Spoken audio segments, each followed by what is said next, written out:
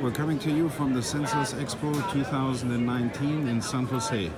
Here the ROBIOTIC booth and the displays explained by managing partner Florian Schwingenschlöger. Hello Hi Florian, guys. Fire away, let us know what you're exhibiting here today. Great.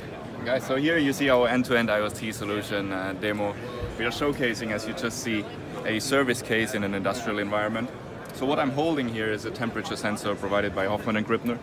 And we see here a Salesforce environment where the data is then respectively visualized. So we see now here, as you just saw, switches to a service case. A fan has been triggered here, so we are actively cooling a unit. And I can show you here the force capabilities. The LED should almost... It's a force sensor provided by Hoffmann and Gripner. It's called Sensor Force, correct? Yep. Okay. And here we go, the integration again. As soon as we see the temperature dropping below 27, so meaning 26 degrees Celsius, we should see the service case turning green again. If we want to do that proactively, we can also switch it from here. The light turned green, okay. And the fan turned off because we issues. reached the temperature. Exactly. Very nice.